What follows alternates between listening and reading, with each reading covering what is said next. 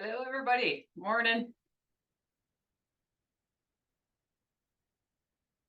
Excited. We got rates. Woo! Morning, Joseph.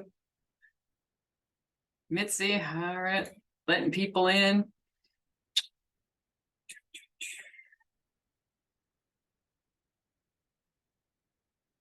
Morning, Chris. It's our last time to chat before open enrollment is officially upon us. And as always, I do like to see a face. Makes my life easier instead of staring at names. All right. I started a tiny bit earlier, getting people in.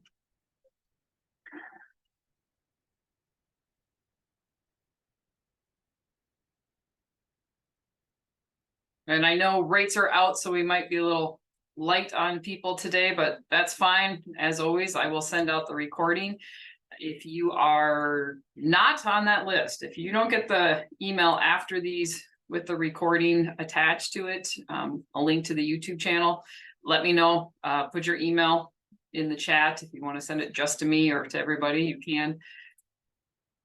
I'm happy to send out the link and the recordings to everybody. All right, we are right at the top of the hour. So last one, I will restart these probably, I'm still trying to determine if it'll be February or mid-January. Kind of depends on how brain fried I am. I will try and do it in January just because I know there's a lot of cleanup. Like, what do I do? How do I help? Or I might just record it and then send that out and then start in February. There's a reason we can't just take January off when you work in the marketplace, because everybody's panicking. They don't have their cards January 1st. And not that you necessarily can get their cards, but just kind of how to deal with that first month. And then remember, in January, the open enrollment goes through January 15th, where you don't have to do anything. I mean, up until January 15th, you can just enroll in person like normal. After January 15th, you'll have to have an SEP. Now, an SEP is created on December 31st. So this is a big hint. If somebody's in the marketplace, their plan is ending December 31st. Doesn't matter if they're renewing, doesn't matter if they are going from one carrier to whatever. On December 31st, if they're in the marketplace or on an employer plan, their plan ends December 31st. You get 60 days after that to change. So you can enroll people and change their plans after that January 15th. You go in, you say their coverage ended December 31st. It legitimately did. They get an SEP and you can actually change them in February. So, and it can happen. Somebody just, their doctor is no longer in that network or with that doctor or anything like that.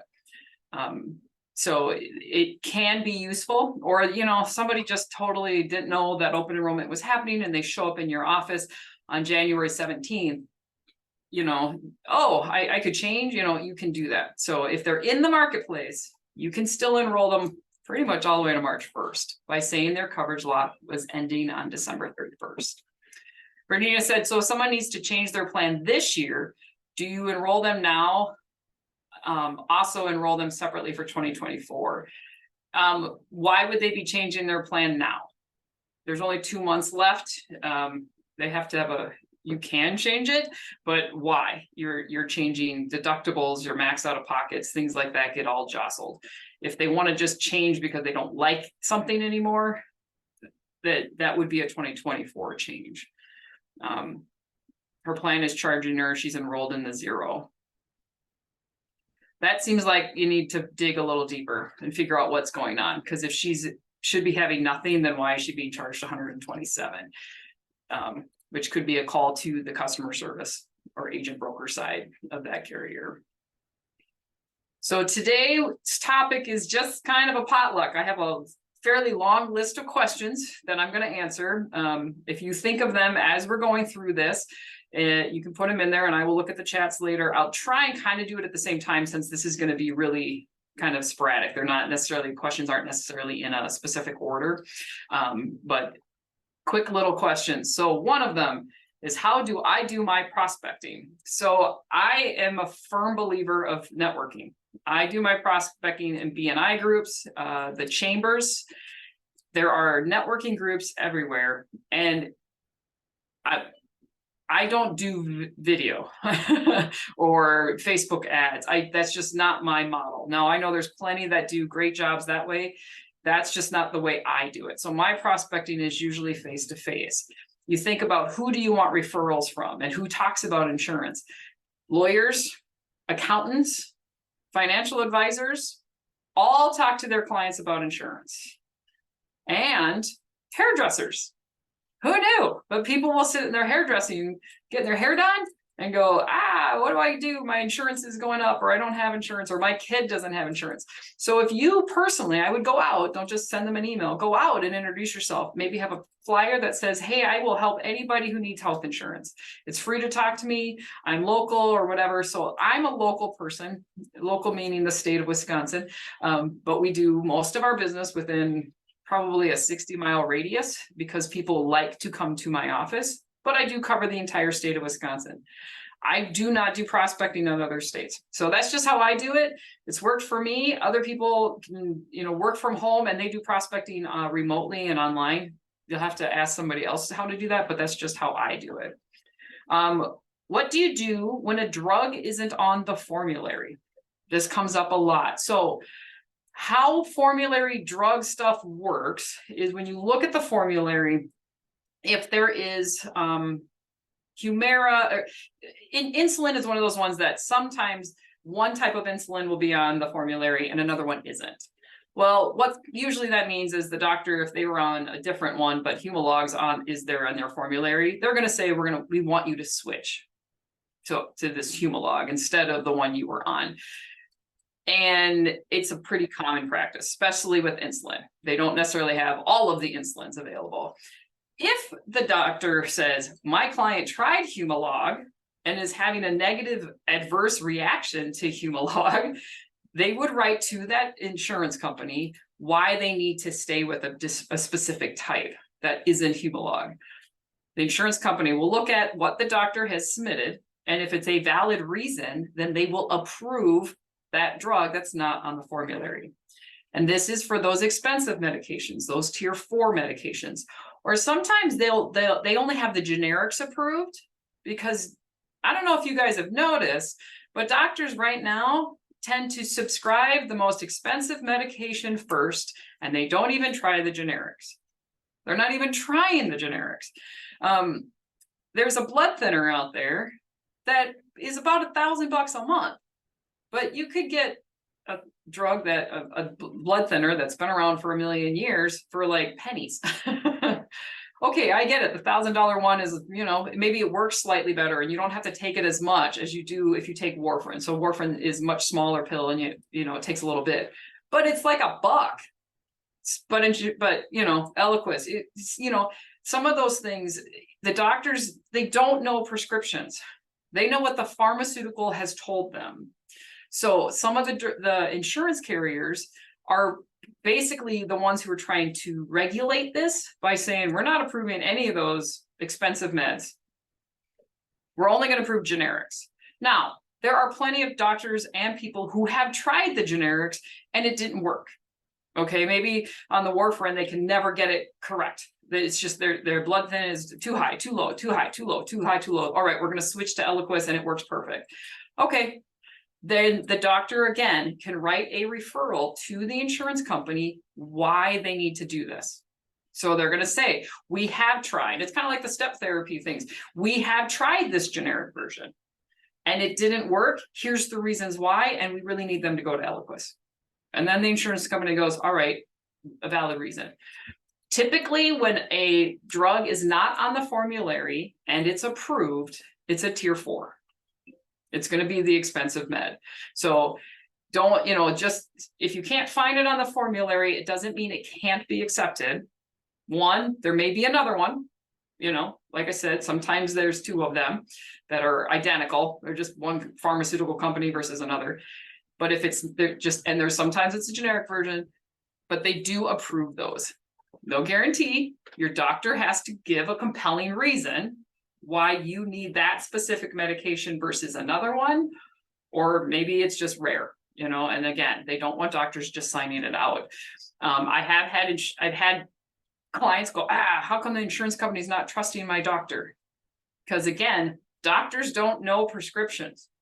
They know what the pharmaceutical tells them. And insurance companies trusted doctors, and now we have an opioid crisis. So for whatever reason, CMS and the drug, everybody's putting the onus of the drug problem with opioids, not on the doctors, but on the insurance companies. So the insurance companies are doing what they need to do so that they don't get blamed for letting somebody have a 90-day supply of an opioid that they didn't even need. They probably could have gone home with Tylenol, right? So that's kind of where it is. I educate the client. The insurance company isn't trying to say your doctor doesn't know what they're doing, but they don't. Who wants to spend $1 million? Do you want to spend $1 million on a prescription if there's a $10 generic available? Of course not. So they're the same thing. So Brian says, do you think 2024 will revert to normal and start requiring docs again for SEP? Maybe. It won't happen until at least May. So if it does, it won't be till after the Medicaid rollback. And where do I draw the line? Oh, this is a great question. Where do I draw the line of ethical line of helping versus following the rules of enrolling someone according to basically the rules, assuming they can't get private insurance, of course. My rule of thumb is to remember why the Affordable Care Act was started. It was started to help people find affordable insurance. That's why it was started. Now, I'm not going to lie. I'm not going to make up a fake document. I mean, you certainly could, right? You could make a fake document, put on a fake letterhead. I'm not going to do that. But if the system is letting me enroll people, I'm enrolling people. The onus is on the system. There's a reason it's not doing what it's supposed to do.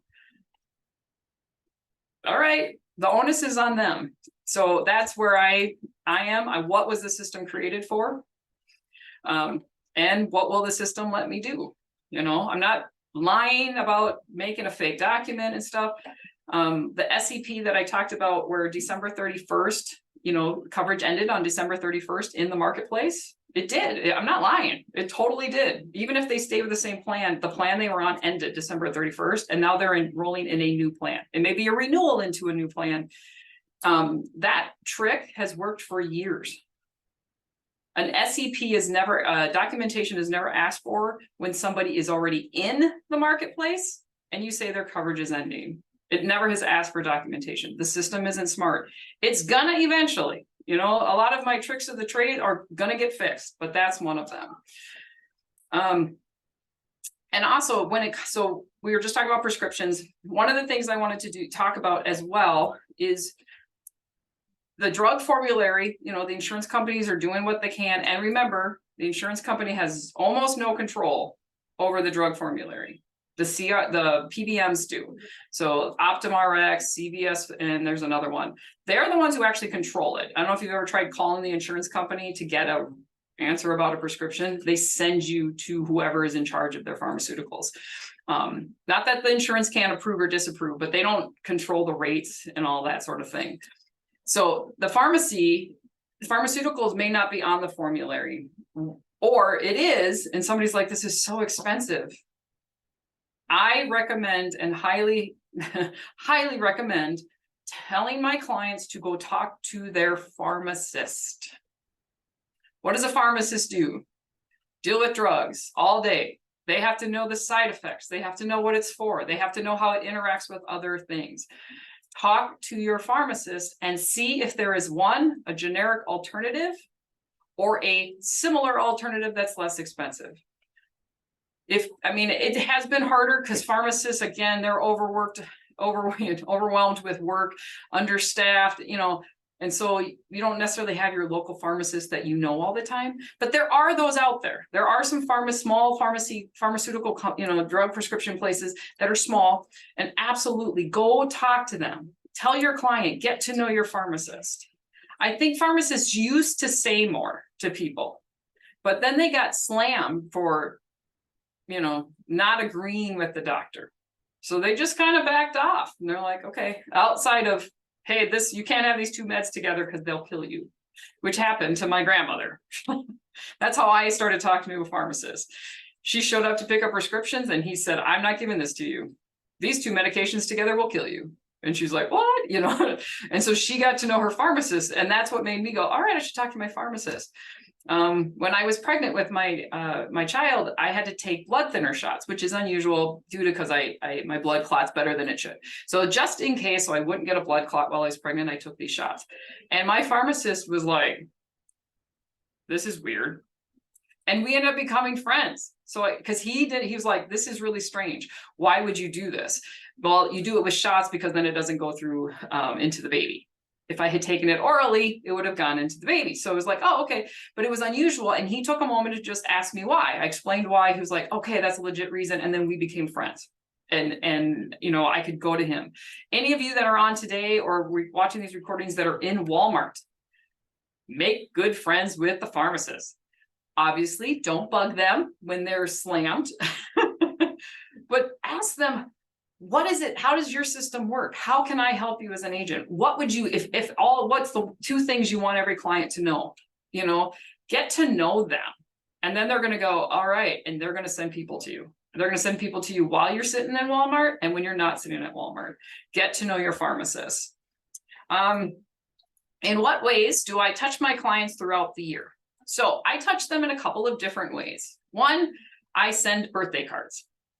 Everybody in my office, all the agents, we all send birthday cards. So everyone gets a birthday card. And I do have a system. I'll probably just stick it in the email that goes out. If you want something, it can be automatic. You can just upload your spreadsheet and the system will automatically send a birthday card out for you. So you don't have to pay attention. But a birthday card, believe it or not, I have clients that email me, text me, call. Thank you for the birthday card. I get messages on Facebook. Some people don't mail stuff like they used to. So if it looks like it came from you and it's kind of personal, they like that. We have open houses. Again, my office is a physical office and 90% of my people come in here. We do have open houses. And what I do is bring in experts on alternative medicine. Like, yep, I sold you insurance. Now I'm hoping to show you how to maybe not use it. So I bring in an acupuncturist. I brought in chiropractors. I brought in massage therapists. We brought somebody, a nutritionist, who talked about getting rid of parasites, the benefits of cleanse. I brought in somebody from Shackley to just talk about all the negative effects of cleaning supplies and laundry detergent. And like, this is why you don't want to use that. This is why you want to use a truly clean product. So I bring in alternatives and then show off the office and have some stuff. So that's the second way. We also, this is random, but when a client calls to tell me they got a divorce, got married, had a baby, graduated from college, lost their job, got a job, anything like that, we send cards out. We bought cards that have the cutest little baby feet that say congratulations. So if somebody calls us to tell us they had a baby, I send a message to my front desk person. I go, hey, get me a card for Bob who just had a baby. So she'll get me a card. We've sent out when somebody got cancer, a diagnosis. I've actually sent flowers out when somebody's really going through a hard time. So any kind of life change, send a card. They're like, wow, oh my God, they're not going anywhere. My agent sent me a card and flowers, right? So just little things. It doesn't have to be much. You're just saying, hey, I acknowledge you as a person. And then we periodically send out emails or texts with important information regarding health insurance. No, it's not very much. We try not to bug people because there's so many emails. I mean, there's such a plethora of emails going through. How do I keep sane during OEP? So actually, this is the week that's the hardest for me because we just got all the plans. I don't know about your state, but my county went from 132 plans last year to 103. All right, I lost a few, but I gained a carrier and they are right in the middle. And it's so frustrating because it's going to mess up some people. And some carriers' rates stayed about the same and others went up high. So this is the hard week for me. Once I'm in it, to me, I love chaos. I think somebody saw my thing back here that says chaos coordinator. I do like chaos. I actually function really well. For those of you who don't, just be as prepared as you can and be like, some things are going to change. It's okay. I used to sit in my office till 1 or 2 in the morning working. I was married, had a small child, and I let my husband take care of her during basically November to December 15th. And then we got divorced. And I had a junior hire who needed me to be home. So I went, all right, I'm going to start doing something different. I leave here at the office around between 5 and 6. And I go home and I have dinner. I pick my kid up. We talk on the way home. I spend that little bit of time with her. And then I get back on the computer and I do emails. So because I'm just, my calendar is back to back to back to back, 30 minutes. I have an appointment every 30 minutes pretty commonly. Sometimes I think the guys are at 45 minutes a piece, but I've been doing this longer than my 2 agents. Every 30 minutes, I have somebody. Well, I don't have time to check emails. But I don't know about you, but I start looking at emails, and so I dive down that rabbit hole, and it's 7 hours later. So I stop. I decompress from my appointments. I go have dinner. I don't take a ton of time. And then I sit down with my laptop, and for me, I put background TV, cooking shows, typically, nothing that you have to pay attention to a plot. And then I just go through emails at night. That's just how I've done it. I've never missed anybody in open enrollment, and I work Saturdays and Sundays, but I do it from home or the office because sometimes it's quieter here. And then in December, if we have desperate need, we will open our Saturdays. I always keep Sunday free. I don't care if you think you can work 7 days a week, you have to take a break. I put a half-hour lunch on everybody's calendar in my office for open enrollment. And I said, okay, I know you're going to finish the first morning appointments. You're going to get to that lunch and think, let me just catch up on some notes. You actually will refresh your brain better if you just stand up, go outside, take a couple breaths, fresh air, maybe grab a snack, maybe eat, and then come back.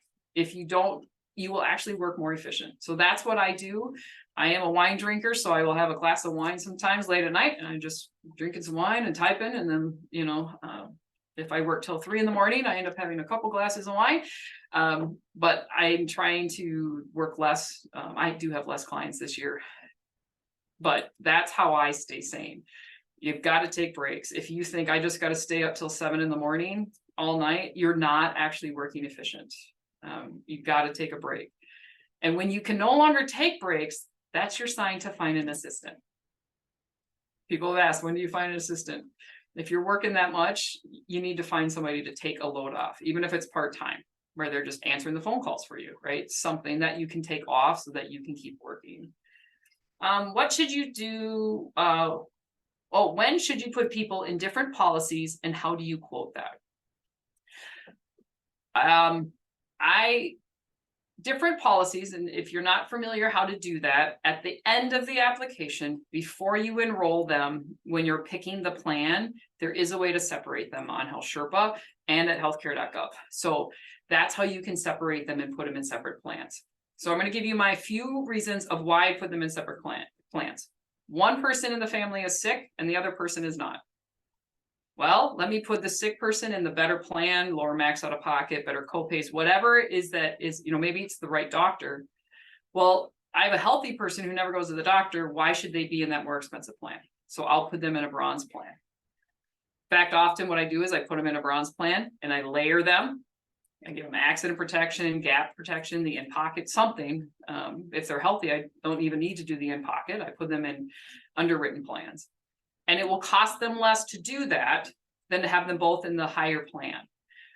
And they're usually aware, because they're dealing with somebody who's sick, that they'll buy those layers. They understand that a sick person can decimate their income. So you do that, 2 separate, health issues, 2 separate networks. One likes this network doctor and one likes this one. All right, go in separate plans. There's 0 benefit for 2 people to be in the same plan. If they want different plans, different networks, put them in separate plans. At the end of the year, as you guys, this is a little bit of a tip for next year. I've talked about this before. Pay attention to your renewals and new people If one of the people is 65 years old in the next year, quote them at only one person. So quote the, the one who's staying on the plan, household of 2 with the income, but only show them the rate for one person. Because then they get comfortable with that rate. And then you get to say, hey, I'm going to add, by the way, that's just what it's going to cost when there's one of you on the plan. You'll get a bit of a bonus. Here's what it'll cost for 2 of you.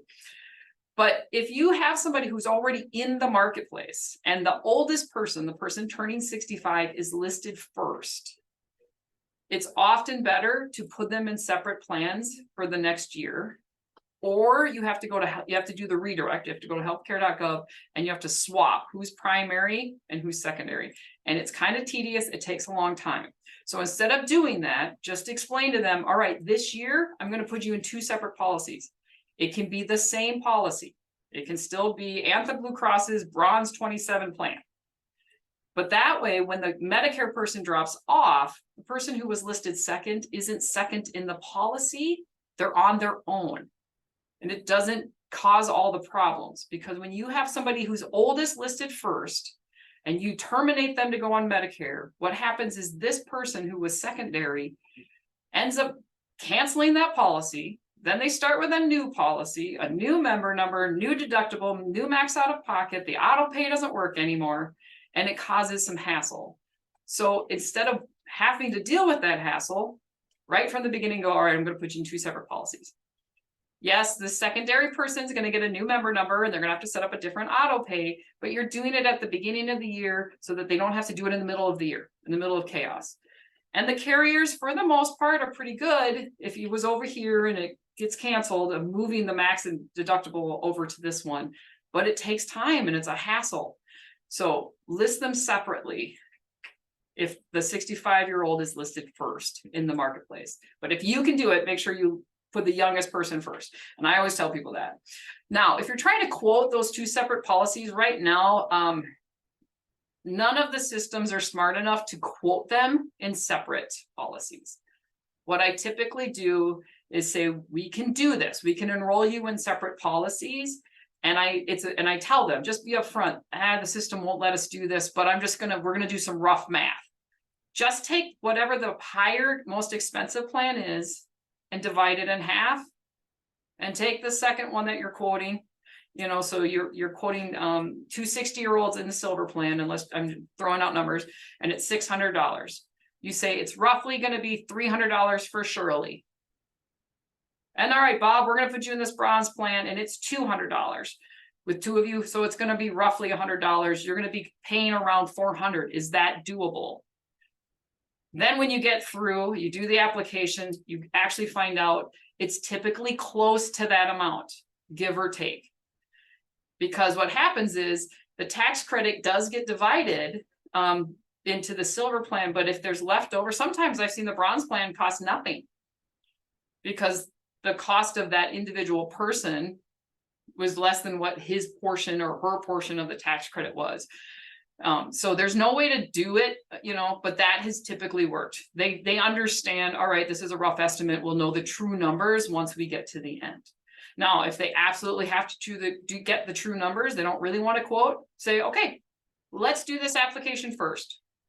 Now we're at the end, the application is there. Now you can start showing them the true numbers.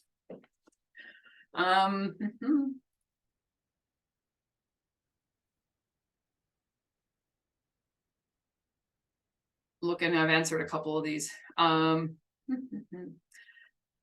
do you know how to quote the cost? What does 40% mean? Such as real surgeries or MRIs and things like that. So I think what Tammy's kind of asking is, you're showing them what the insurance covers and it says 40%. Well, what does that even mean?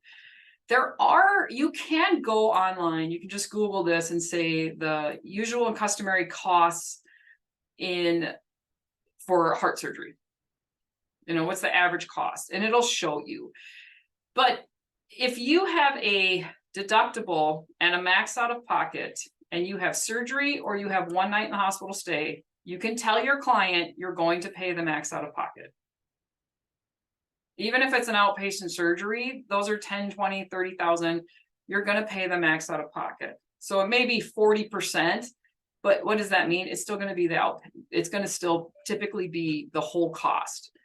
Now, if you have a copay plan, that makes it easier, right? It says surgery is going to be $175 or $375. MRIs are typically $3,000 to $4,000. So it says 40% of $3,000 to $4,000. So you can do a search, you can look it up and say, what's the customary, what's the average cost of a procedure, and say, this is just the average. Unfortunately, we do not have upfront pricing. Even though that's the law, you're supposed to be able to go on to any said doctor hospital system to see what it will cost, and you should be able to go to the insurance carrier. Now, the insurance carrier will tell you, but you have to have the specific codes, and you have to have all the codes. America's the only one that if you say, what's the code for surgery, will give you a code for surgery, but then they charge you room charge, nurse, anesthesiologist, the nurse that was sitting around in case something happened. The surgery actually has a long list of codes. If you call Switzerland and say how much for surgery, they'll tell you it's, whatever it is, 5,000. And if you say how much for the room, and they're like, what are you talking about? Well, what's the anesthesiologist cost? No, we told you it's 5,000. So in America, you have to say, well, I would like every code for the surgery. Then you can call the insurance company and go, here's every single code, what's it going to cost? But nobody does that. So it is a little bit hard. You can, if you can get a hospital system to tell you every code, but they don't really want to tell you every code because then they're committed. And they're afraid, well, what if something happens and we have to do more codes? And then it's like, oh, now the charge went up. I checked out, it was going to be 6,000 and all of a sudden my bill's 7. What happened? Oh, well, there was these other things. Well, so it is hard, but you can just look at the average costs and then let people know. When you do this enough for as many years and I love it when people bring me their explanation of benefits, their itemized bills, so we can see how it is. And that's how I glean it. That's how I understand what an average cost is for an MRI, what the average cost is for a colonoscopy that's not preventative, because people have told me. As insurance agents, that's how you learn. Don't be afraid to help people, especially when you're first starting, by asking for the paperwork, because that's how I learned it. Well, I don't know. Well, send me your paperwork. Let me see what you're talking about. And I'm like, well, that doesn't make any sense at all. So then I can call the insurance company, go and explain this to me. And then they explain it, or they go, yeah, that was wrong. That's how you learn. Not saying hold hands. You don't need to, hold everybody's hand and do everything for them. They should be able to do some of this on their own. But when an itemized bill or a billing doesn't make sense, help them. Get your explanation of benefit from your insurance company and bring the bill, and let's look at this together. Let's see what we can see. And sometimes you'll go, oh, I get it, or it doesn't make any sense at all. You call the carrier, they explain it, and now you know. So now you can help your next one. I'm a firm believer of why. Why is it like this? And then I ask, so then I understand.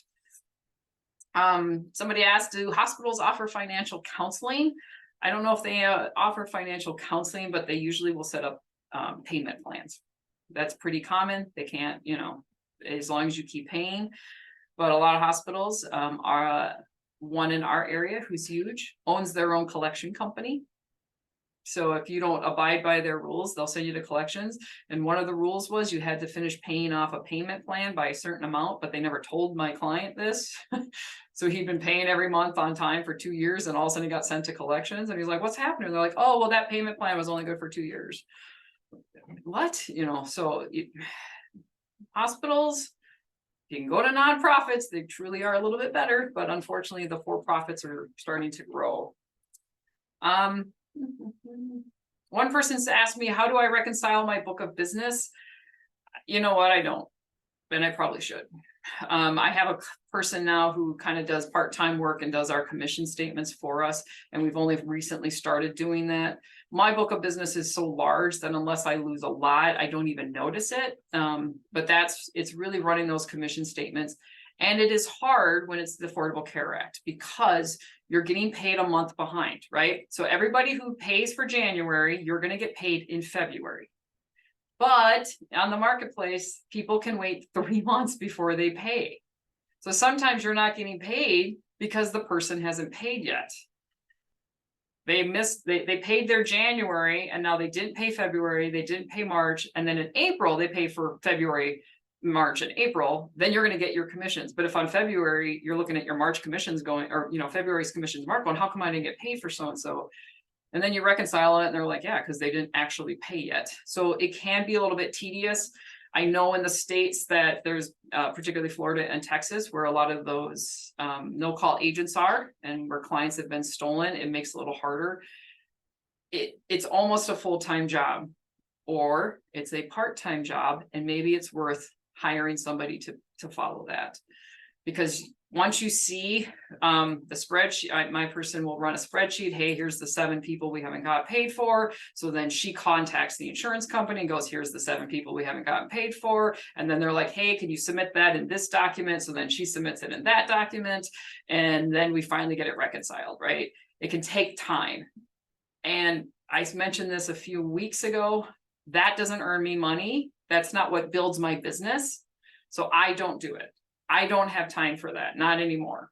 Now, if you're not that busy, you have time to do it. But once you start getting busy, is that the best use of your time? Yes, we want to get paid. So, it does bring money in a way, but is that the best use of my time? Or should I be out getting new business and have somebody who works part-time doing that? So I have the person who reconciles commissions is the one who will check that. But you can't necessarily be on it always, right? Because of that delay. So we do it roughly every 4 months is kind of our typical. And even, if they're in the marketplace right now and they're staying with the same carrier next year, they have a 3-month grace period. Now, if they're brand new to that carrier, they don't. You got to get that first month paid in right away. But once they paid, if they are getting a tax credit, even a $1 tax credit, they have a 3-month grace period. I don't tell clients that because I don't want them to wait 3 months, because a lot of them end up becoming overwhelmed and then it's too much. But there is a 3-month grace period. And I am planning, just for you, somebody said this, a couple different people, I am going to try and get ACA experts from other states, from the captive states. So California, Colorado, all of those, the new one, Georgia and Virginia. I'm going to try and get those in next year. They probably won't be on these weekly sessions, as opposed to just having a chat, or maybe I'll send it out saying, hey, California is this time if you want to check in. So I will be doing that. All right, so I'm going to go back over here. I see there's chats happening, and hopefully I didn't miss anything.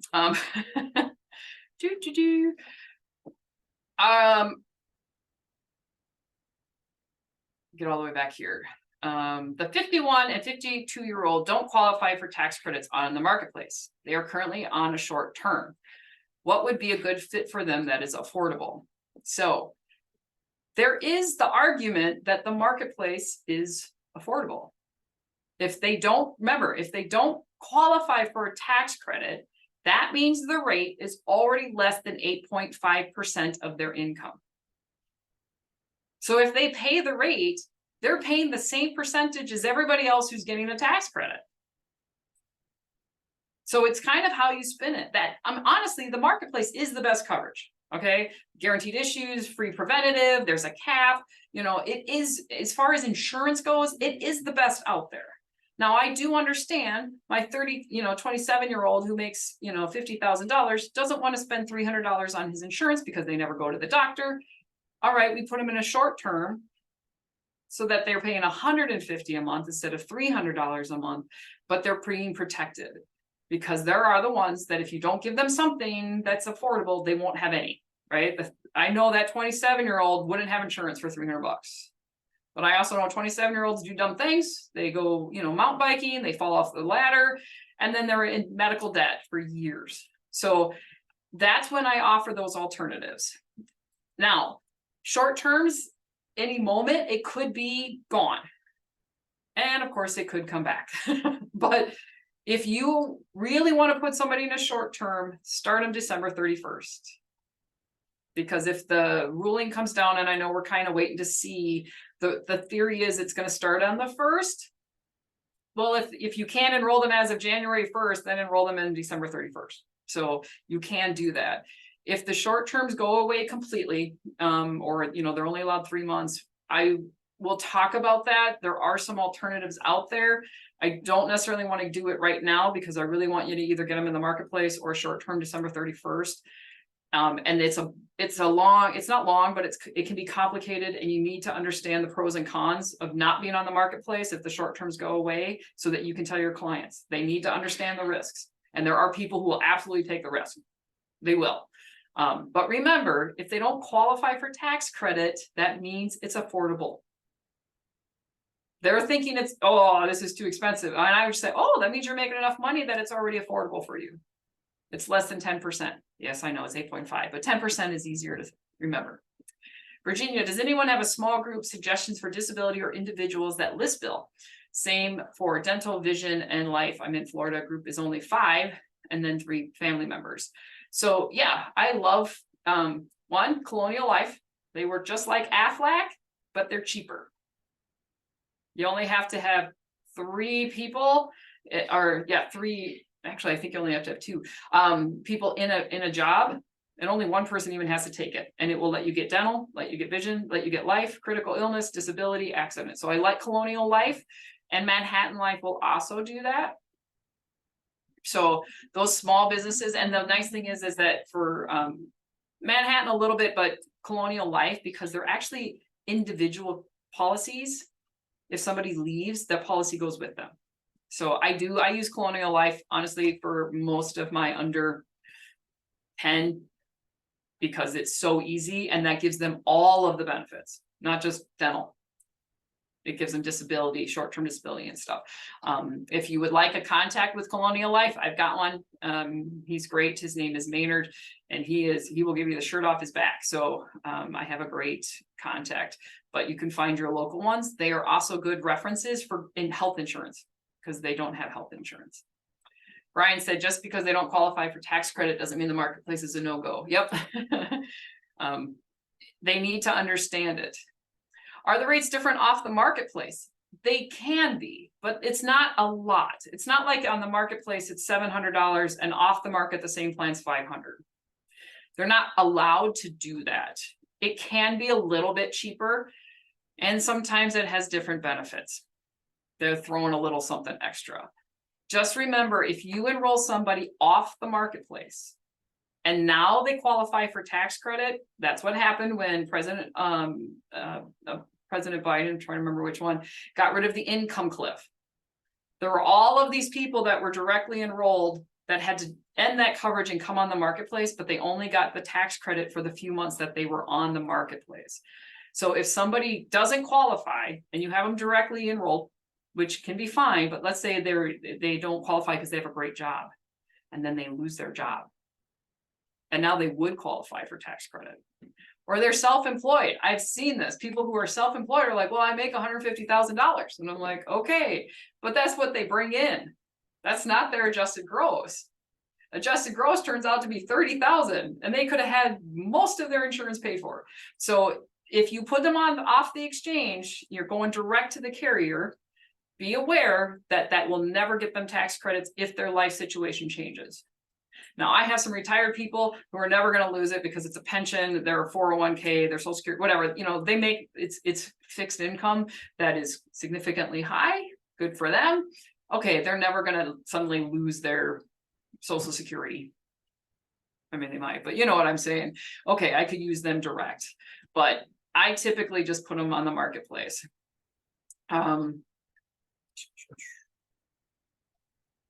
Joseph, is this covered in any of your courses? Not sure which one you were asking about, but most of this is. I don't think I talk about my how I touch them, but I do talk about how to separate policies. So will the 2 separate policies for the marketplace eligible couples go over to the company as 2 separate plans in the same if the same plan is chosen by both members? There is a button on Health Sherpa that says enroll them in the same plan if it's the same, like put them together if it's the same plan. Make sure that's not checked. If it's not checked, it will send it as 2 different policies. That was one of my requests from Health Sherpa. I needed them to do it because the HSA that this person needed was a non-embedded, I always get those confused, but non-embedded HSA. So even though the HSA deductible was $3,000, it was a family. They had to reach $6,000 before the insurance would kick in as even one person. And they were both, her husband was a sick person and needed the HSA, or she wanted to use the HSA, and she doesn't go to the doctor, but they would have had to pay over $6,000 before the insurance even finally kicked in. And Health Sherpa kept trying to put them together. So I had to make her make a healthcare.gov account so that we could separate them. So Health Sherpa added that button, make sure it's not checked. So if they are going in the same policy with the same carrier, make sure it's checked, and then it will be two separate ones. Just remember, Rosalind said it, when you do it when you're going to put them in two different policies, it's still the same application. Don't make two different applications. It's still the application. Remember in your head, because you got to tell your people this, the application has nothing to do with health insurance. I don't know if you realize this. It's just your contract with the IRS. The application is about tax credits. That's all it is. It's got nothing to do with your health insurance. The application is you making a contract with the IRS on how much they'll pay for your health insurance, how much tax credit you're going to get. Once the application is done, now it's about the health insurance. So application should always be the household together, even if you're putting them on separate policies. Sharon, they can opt out of Medicaid and pay full price, but it rarely ever makes sense. So lower income people, do not put them at their true income. Put them at the minimum or in the first 100 to 150%. So example, single guy walks into my office, he makes $13,000. I'm going to say, think it's possible you can make 15, and I'm going to put him at 15. Turns out he didn't make 15. He makes 13. The IRS goes, okay. The IRS pays the same tax credit for somebody at $14,000, $15,000 as they do at $12,000. They're paying the full amount. The IRS does not care if you make less. The system was they tried to fix it. So then in the states like Florida and Texas, where they don't have a very good Medicaid system at all, they said, well, how about if the state doesn't have a Medicaid system and they're denied coverage, they just get the tax credit? And most people were for it, but for some reason, when they had the long list of things, that was one of the ones that got dropped. And now, of course, they're arguing about everything. They can't agree on anything. That's how the system is supposed to be. Why was the Affordable Care Act created? To make affordable insurance for those who couldn't get it through their job. If you have a Medicaid system that covers them, yeah, great, wonderful. But if you have a Medicaid system that doesn't, you're going to pay for it, because they're going to go to the hospital when they have something major happen, and the hospital isn't going to get the money from them. They're going to get it from you in taxes. Wouldn't it be better that they had coverage so that when their heart first started not feeling so good, they just went to urgent care? Instead of waiting until they have a full blown out stroke, heart attack, and now they're in the hospital for 3 weeks. And get them insurance, because it's possible they could make that much. We're guessing. There is no guarantee on what income is. You have no idea what could happen. Somebody's like, I've had this job for 37 years. Boom, boom, boom. I get the same amount every year. And then they lose their job. There's no guarantee. The IRS is not going to penalize you for making less money. But you are going to penalize that person because they don't make enough money. Remember, it's an estimate. They do have to file taxes. If you have a person who is living with another person, I see this often, somebody who's 60, they come from overseas, all right? They're 68 years old, they don't get free Medicare, they're going on the marketplace, and they're somebody's dependent. Do they have to stay as dependent? If they do, well, then you have to use the whole household's income. But if they don't have to be a dependent in order to stay here or whatnot, how about you pay them, mom, who brought their mother over, $1,000 a month or $1,200, you're going to pay them $15,000 in cash. They're going to file with the IRS if they made $15,000 in cash, and the IRS is like, you don't owe us anything. You're good. They can still file taxes. And $15,000 or $12,000 or $14,000 is probably what they're going to be paying for them to live there and to take care of the grandkids. There are ways around this, but they do have to file. So they have to file something. So the IRS goes, yep, you only made 15, whatever it is.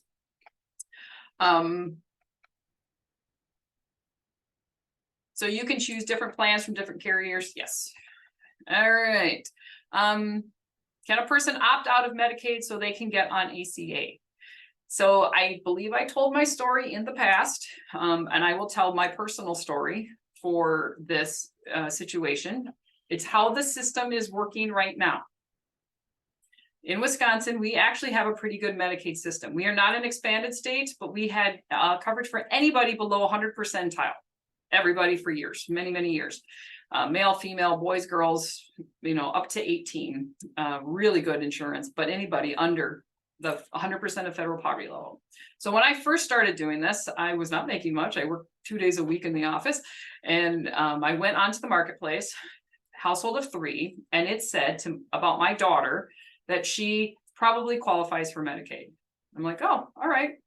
So I enrolled me and my husband and my daughter none. And about a month and a half later, I got a letter from the Medicaid system saying she doesn't get it. So I had to enroll her, and I didn't get to enroll her until March 1st. Because I did it in December, and I didn't get the letter till mid-February, and she didn't have insurance. She didn't have insurance for January, February. I was like, oh my goodness. So then the next year, I'm like, I'm just going to say denied Medicaid, because I'm not going to go through that again. So I hit Medicaid, and the system just said, welcome to the family of 3, pick your plan. The system does not ask for proof that they were denied Medicaid. Just telling you how the system works. Now, if you say somebody was denied Medicaid, and at the end of the application, it says, send us proof that they're no longer on Medicaid, that means they have it. Okay, that means they are currently in the state system. Now, maybe they just got the letter on December 15th and you're enrolling them for January 1st. Okay, you've got the letter. But if it ever asks for proof that somebody's not on Medicaid, they're on Medicaid. They are. And there's been sometimes people, it has happened and they didn't even know they were. So then you're like, you have Medicaid coverage. And they're like, what? They need to either call Medicaid and cancel it, terminate it. It was an error, they make too much, whatever, or they need to cancel the Medicare, the marketplace. Okay, they should not be in both. But if you say that you don't want Medicaid, the system at this point does not force you to go into the Medicaid system. Donna, I caught the tail end of the December 31st SEP for the end of the year who are already in the marketplace. Who does that apply to? So what I was talking about is if you need to change somebody on January 17th, they found out their doctor's no longer in the coverage, you can move them for February 1st into a new plan by saying they lost coverage on December 31st. And you can even do that in February, right? They didn't get to find out their doctor for the first couple of months, and then they find out they need to change it for March. Anybody who's in the marketplace who needs to change after January 15th still has 60 days after December 31st. So that's where that would apply. Did you say to do 2 different applications? Oh, we already talked about that. 1 application. After the application, you can go in there and look at different policies. Can we put, oh, this was conversation between 2 people, not relates to me. Thank you for helping us. What would a 23-year-old that didn't file taxes last year, didn't make enough to file, lives alone, not filed as a dependent under his mom's tax? Yep, so he shouldn't be. 23-year-old, he's not living at home. He's self-employed, started this year. He projects he's going to make about 11,000 gross for next year. Who says he doesn't make 15? He has no idea. And it doesn't matter if you've never filed taxes before. You have to file taxes for 2024. All right, I'm enrolling you for January 1st, 2024. You're going to file your taxes. Well, what if I only make $3,000? Great. You just got to file. And then in 2025, same person, you're going to say, I think I'm going to make 15,000.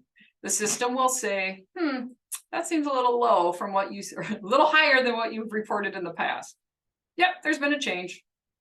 No big deal. You hit number 3 of those 4 questions. If that question comes up, that's that magic question I talk about in other podcasts and in my class. And it won't ask for proof of income. They're just like, oh, okay. You know, you've reported less and now you're or more, and now you're reporting something different. It's possible to make 15,000. Family of 2, it's possible to make 20. Family of 3, it's possible to make 30. I'm looking at my income sheet chart. It's possible, especially right now. So I put them in self-employed. What do you do? Because you have to, you know, when you're self-employed, you have to say what you do, and you go, I think you could probably make 15. And if you don't, no big deal, but you have to file your taxes. I'm new to the marketplace insurance. Where do I start? I will tell you where to start. My class, which is a perfect segue. So I did give that percentage off last week, and I had quite a few people who didn't see the recording until late. I will do it for basically today and tomorrow. So I will, the same website and code for the 80% off. Thank you, those of you who purchased it. I know some people have already been doing them, and absolutely, I would like feedback if there's something I could have done better or different or explained more. You know, if 7 people say, hey, this part's still a little confusing to me, then I'll know I need to explain that more. So by all means, I'm open to feedback. And those of you who like it, please, you know, leave a review. I appreciate reviews, and I read reviews. So I'm sure if you read reviews, please, I would appreciate a review. You're welcome, Michael, for all the webinars. Thanks for the discount. Absolutely. I want to get this out there. If you watch them, you could finish it before November 1st. So those who missed it, I will again put it in the email that I sent out, that I'm sending out. It's the same as what last week's email. So if you got that, you can do it. Go in there this week, today, and you will still get the percentage off. Did you say if they choose short term and then lose it in the mid-year that it will not be considered true insurance? Correct. It's not minimal essential coverage. So they don't technically have a loss of insurance for an SEP. Always make sure your short terms end at the end of the year, or, you know, mid-year if they're turning 65. Because you don't want them to be in the middle of the year, they're sick, something happened to them, they now no longer can get another short term, and the marketplace is back to asking for SEPs, and they're screwed. So always, whenever, if you do short terms, make sure it's from year to year, so that it's ending end of December, so that you can get them in the marketplace if something has happened. I have a couple that is one healthy and one not so much. She wants husband to have a better plan. Do you file separately? You don't file separately. Remember, application is about your tax credit. Application together, income together. At the end, now you just pick different plans. So the 2 on 2 separate plans, it will give them separate individuals and deductibles. Correct. You have to be careful if it's a family of 3 or more, because typically deductible is ×2. So a family of 2, it's irrelevant. Like, you both have your own individual deductible and max out of pocket. But if you have a family of 3 or more, now you have to just do the math. You really have to understand, is it worth it? That worst case scenario is this person is in their own max out of pocket, let's just say 9,400, and these 2 have their own max out of pocket of 9,400. Worst case scenario, all 3 of them are in a horrible car accident and there's no insurance and nothing's paid, and they all have now 9,400 times 3. Is that worth it to save them a couple $100 on their insurance per month? I don't know. I'm not going to make that call for them. That's their call. But you can explain that to them, that if you separate a family of 3 or more, that's what's happening. A student earning nothing usually is on their parents' taxes. So that you have to get clarification. If they are not being a dependent, then yes, you put the minimum, because especially students, all right, they're not making any right now, but then they're going to graduate in May. And I've had somebody call me, take my kid off her plan right now. He's making $150,000. Wow. Yeah, he was a civil engineer or something, and he got an amazing job right after college. If they're a senior and they're graduating in May, they're going to go earn income. Now, if you're in a state that will have a Medicaid system, you know, put the kid on the Medicaid. That's what it's there for. I have a prospect where she missed her open enrollment with her employer. She's a diabetic without coverage, so she can enroll in the marketplace. it's been a long time since I've done it. When you get to the part where it says, is anybody offered coverage from their job, you can click that button and fill out all the details. And there used to be, and I'm pretty sure it's still there, but I haven't done it in a while, where it says, did you miss your open enrollment? And will you, when you have it, be able to go back on? So go through it, make the system decide for you. And then, as Brian said, she can make an appeal to the employer, and some will do and some won't. In fact, it's not really the employer, it's the insurance company. I do group insurance. It's not usually up to the employer. It's the group. And the group's like, no, you missed it. Sometimes there can be appeals that can work around that, and sometimes not. If they don't make the projected income, will they be able to keep the plan the next year? Correct, but you're gonna have to update their income and say it again. Those are the ones you don't want them to auto renew. Brian, I'm in Florida. I typically place people in the marketplace and tell them to go mow the lawn. They could make a living. They could get a job. In fact, I know there was one person, she told her person, do you think you can make this? And he's like, all right. She's like, just get a part-time job. And he ended up liking it. He got a job and he was working in full-time. Yes, go make some money. But there's no penalty if you make less. So,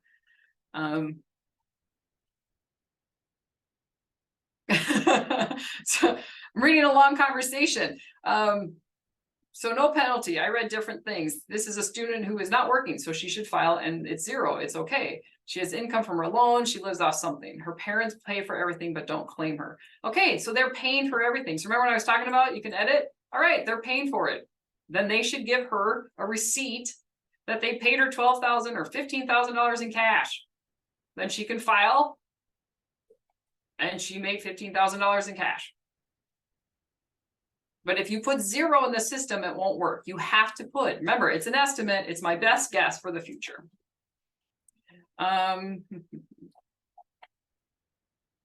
Oh, thank you, Joseph. If you haven't done so, he highly recommends purchasing my class. I worked really hard on those. There are some things I need to update, but yes, I really appreciate the shout outs. Tanya, so if I forgot to do my FFM certification, will I have to sell it this year if I've received the removal email? Somebody just asked me that. I don't remember it being completely closed, but if it's closed, I would go in there, see if you can. But if it's closed, yeah, you're going to have to sit out.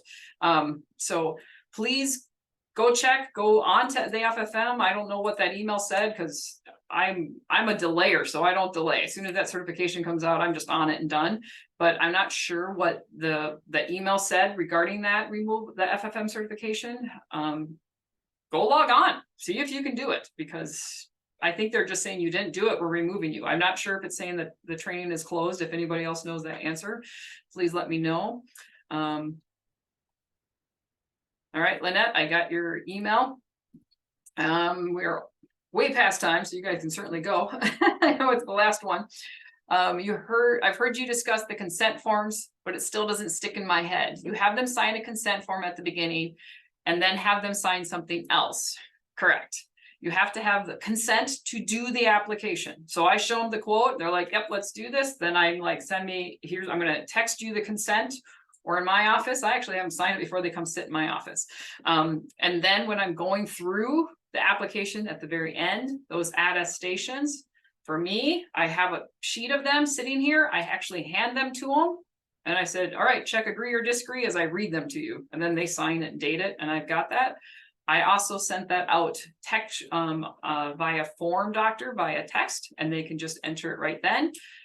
If you're doing a Zoom, record it. If you're doing a phone call, record it. They just want proof that they are giving you consent and that you have read those attestations. So I will be mailing out those codes and the recording. Angel and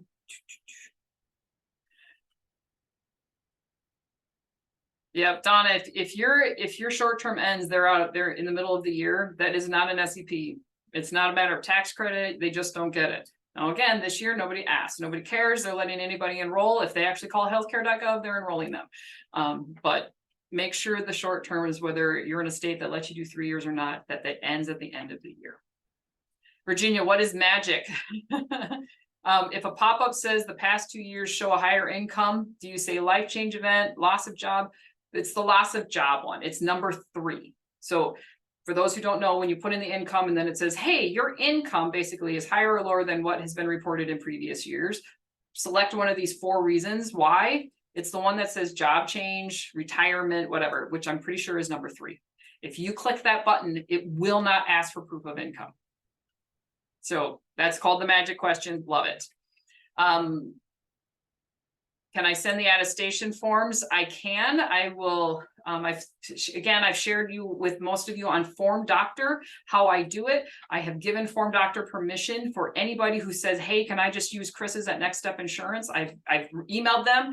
They're happy to just take the ones that I already have and put them with your logo and your information. I don't know what the cost is. I have a team, so it's a little bit different, but it was to me very affordable. So that is kind of it. If you have questions, again, reach out to me on Messenger on Facebook. I will get to them when I can, but I don't even look at Facebook 90% of the time till the evening. Those who are my downline, I've given you my direct way to reach me. Anybody else, have a great open enrollment. I'm really excited. Thanks again for coming in and being a part of this. And I will talk to you in 2024.